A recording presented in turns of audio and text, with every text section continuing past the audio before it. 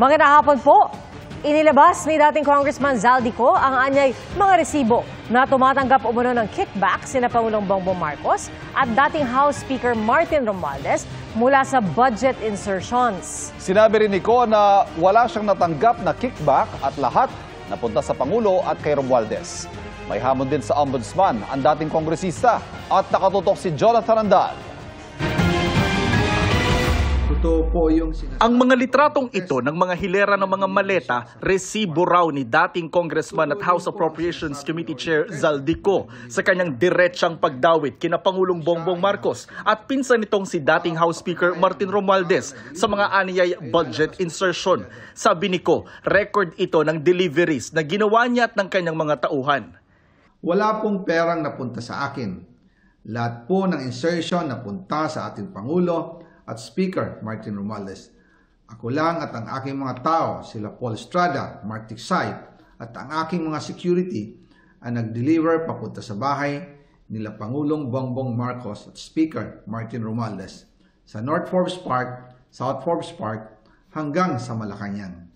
Hindi direktang sinabi ni Ko na pera ang laman ng mga ito, pero sinigundahan niya sa video ang pahayag ni Orly Gutesa sa Senado na nag-deliver daw siya ng mali-maletang pera sa bahay nila Ko at Romualdez. Sa affidavit ni Gutesa, sinabi niyang nag-deliver siya roon ng mahigit 40 maleta ng pera na tinawag niyang basura. Si Gutesa ang surprise witness si Senator Rodante Marcoleta sa Blue Ribbon Committee hearing noong September 25. Totoo po yung sinasabi ni Orly Gutesa na nag-deliver siya sa Forbes Park. Totoo din po ang sinasabi ni Orly Gutesa na nag-deliver siya sa Malacanang nung siya ay nasa Senado. Sabi pa ni Ko, sa 100 bilyong pisong isiningit umano sa 2025 budget, ang nakuha raw ng Pangulo, 25 billion pesos.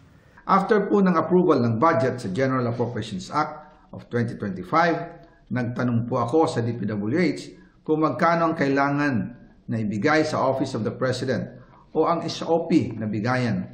Ang sinagot sa akin ay 25%. Ang ibig sabihin nito, 25% ng 100 billion ang SOP na kailangan ibigay kay BBM mismo.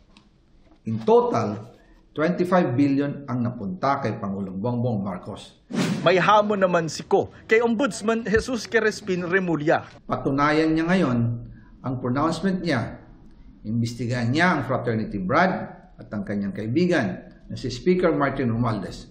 Imbestigahan din niya si President Bongbong Marcos. Sabi nga ni BBM nung SONA, let's do it right at mahiya naman kayo, hindi po ba? May panawagan din siya sa Senado. Nananawagan din po ako sa Senado na imbestigahan ang 100 billion insertion ni Presidente.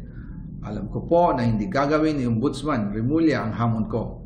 Pero magaling ang Senado sa investigasyon at ako ay naniniwala na dahil sa kanila, lalabas ang katotohanan. Tinanong ng GMA Integrated News ang abogado ni Ko kung ano ang nagtulak dito na basagin ang katahimikan. Sabi ni Attorney Ruy Rondain, hindi niya pa masagot ito dahil hindi pa raw niya nakokontak si Ko simula kahapon. Para sa GMA Integrated News, Jonathan Andal, nakatutok, 24 oras.